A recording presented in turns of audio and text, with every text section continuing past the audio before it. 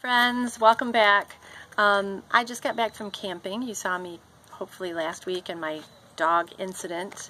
I'm back home after vacation and sitting here among my hydrangeas because when I got back they were in full bloom, and I had a lot of people asking me how I got them to be this beautiful color. Hydrangeas are my favorite. So what is my secret? Well, believe it or not, it is coffee grounds. And I had to look up the chemistry this week because I had a lot of people asking me about why coffee grounds.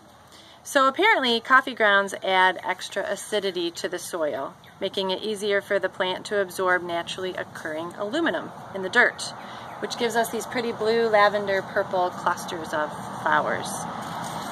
So acid, this chemical substance which is typically corrosive, sour tasting, and bitter, gives these flowers their beautiful color. And you wouldn't believe it, but in the winter we have about a foot or two of snow here. We live in Michigan, so these are absolutely covered. There's really no green leaves, and they're these ugly stalks, and now they're these beautiful flowers.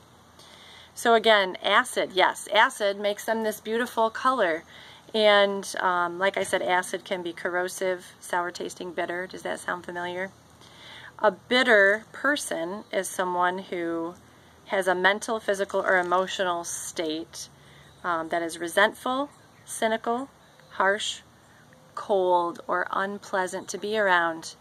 I don't know about you, but in the middle of my infertility struggle, I could tell you I was that bitter person. Not pleasant to be around. And if there's any time you're going to be bitter, it's when you're in the middle of an infertility struggle where everyone around you is either pregnant or has a baby. You're being invited to baby showers and going to church baptisms. It's very, very easy to become bitter. So what are we supposed to do about that? Because God does not want us to have these bitter spirits, right, for the time that we're waiting. Well, I think of Romans 8:28. Romans 8:28 says, "And we know that in all things God works for the good of those who love Him, who have been called according to His purpose." So, in other words, I don't think of God as the coffee grounds, but rather as the aluminum that absorbs into us, that helps us to change and to become more open to what He wants to do in our lives. So practically speaking, what does that mean? What does that look like? How do we not become bitter? Well, the first thing I would say to do is to take care of yourself. You know what you need. If it's a hot bath, if it's a nap, if it's a little retail therapy, I say go for it.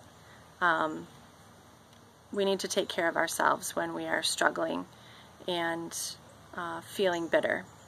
The second thing we need to do is to avoid energy drainers. We all have energy drainers in our lives, whether they're friends or family members who don't really get our struggle. It's okay to avoid those people during this time.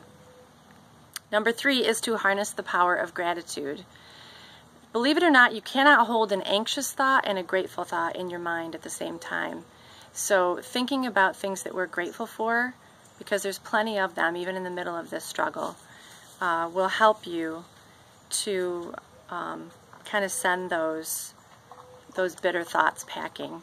Even keeping a gratitude journal is a helpful exercise, writing down just a couple, 2 or 3 things that you're thankful for each night or every morning when you wake up. The fourth thing is to spend time thinking about God's promises to you. I would suggest starting in the Psalms, where there are all kinds of beautiful poetry about what you mean to God and what God has done for you and promises to do for you in the future. And the fifth thing to get rid of bitterness is to give your bitterness to God. Truly, people do not understand what you're going through. Fellow strugglers, sure, and I would recommend hanging out with them. But ultimately, God is the one that will take your bitterness and be able to transform you from the inside out. So just to tie in with the hydrangeas, like hydrangeas, which absorb the naturally occurring aluminum in the dirt because of the bitterness in the coffee grounds, Giving God your bitterness is going to open you to God's grace and His peace as you wait for your baby. And I hope this was an encouragement to you.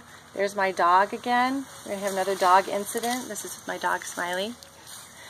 Anyway, I'm praying for you, friends, and I hope to see you back here next week.